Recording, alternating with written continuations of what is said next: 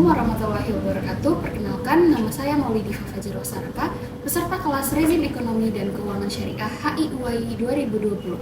Pada kesempatan kali ini, saya akan mencoba menjelaskan pemikiran ekonomi liberalisme klasik oleh Adam Smith. Pendekatan ekonomi liberalisme klasik yang dikembangkan oleh Adam Smith merupakan salah satu pemikiran ekonomi yang sangat berpengaruh dalam sejarah ekonomi modern. Dalam pemikirannya, Smith menekankan pada pentingnya pasar bebas, persaingan, dan juga pemenuhan kebutuhan individual sebagai dasar dari pertumbuhan ekonomi itu sendiri. Maka dari itu, untuk memahami pemikirannya secara lebih mendalam, saya akan menjelaskan alur terkait definisi liberalisme klasik dan juga latar belakang Adam Smith itu sendiri. Pertama, liberalisme klasik. Liberalisme klasik adalah sebuah pandangan ekonomi yang menyatakan bahwa pasar bebas dan persaingan merupakan motor penggerak utama dalam perekonomian.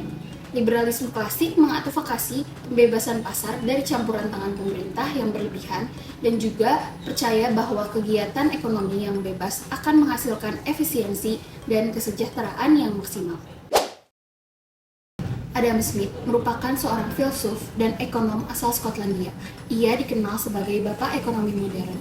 Pada tahun 1776, Smith menerbitkan karyanya yang terkenal dengan buku berjudul The Wealth of Nations, di mana dalam buku tersebut ia menyampaikan pemikiran-pemikiran tentang ekonomi. Konsep pilar pemikiran Adam Smith terbagi menjadi 5. Yang pertama, kehendak dan kepentingan individual. Smith meyakini bahwa manusia secara alami cenderung mencari keuntungan pribadi dengan memenuhi kebutuhan diri sendiri. Dalam konteks ekonomi, individu-individu ini dapat bertindak sebagai konsumen, produsen, dan juga pengambilan keputusan. Yang kedua, terdapat pasar bebas, di mana Smith meyakini bahwa pasar yang bebas dari campur tangan pemerintah akan menciptakan mekanisme alami yang disebut dengan tangan tak terlihat atau invisible hand, di mana tangan tak terlihat ini dapat mengatur pasar melalui permintaan dan juga interaksi penawaran sehingga dapat menghasilkan harga yang efisien dan alokasi permintaan sumber daya yang optimal. Lalu yang ketiga, terdapat sebuah persaingan, karena Smith menganggap persaingan sebagai faktor yang penting dalam ekonomi itu sendiri.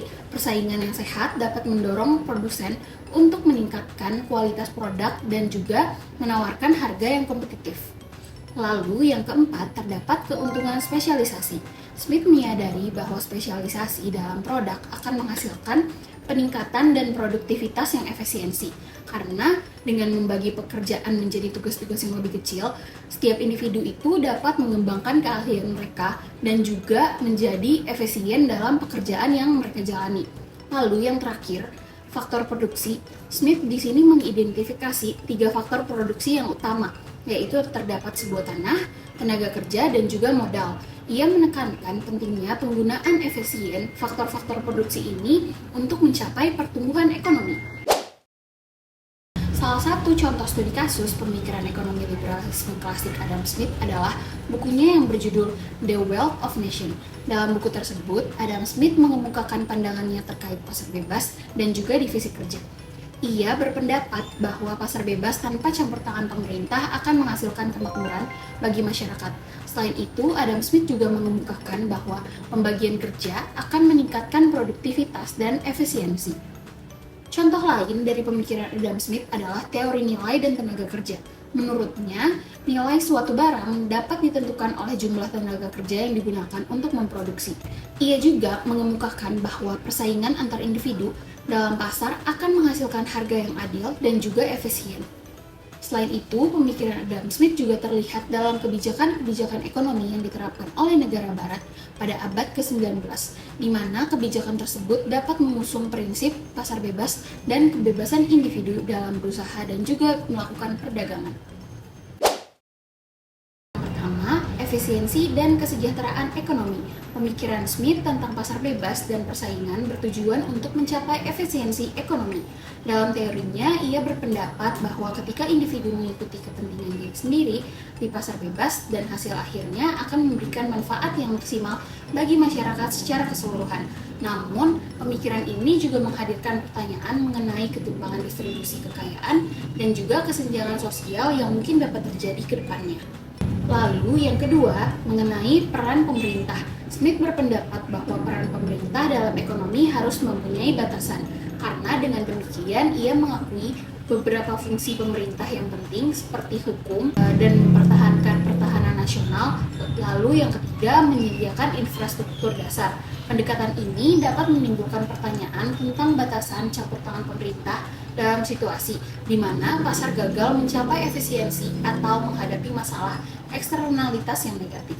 Lalu yang ketiga, terdapat globalisasi dan perdagangan bebas. Smith mendukung perdagangan bebas antar negara sebagai cara untuk memperluas pasar dan juga memanfaatkan keuntungan yang komparatif. Prinsip ini masih menjadi dasar bagi banyak perjanjian perdagangan internasional yang saat ini terjadi. Karena hal tersebut juga penting untuk diakui bahwa globalisasi juga dapat menimbulkan tantangan seperti dislokasi pekerjaan dan juga ketidaksetaraan ekonomi. Kesimpulannya, melalui pandangan liberalisme klasiknya, Adam Smith memberikan kontribusi yang signifikan bagi pemahaman kita tentang ekonomi modern itu sendiri. Meskipun pemikiran yang menjadi dasar bagi banyak sistem ekonomi saat ini, penting untuk mempertimbangkan konteks historis serta implikasi dan juga kritik yang muncul dari pemikiran tersebut dalam menjawab tantangan ekonomi yang kompleks di era modern saat ini. Sekian penjelasan terkait pemikiran ekonomi liberalisme klasik Adam Smith.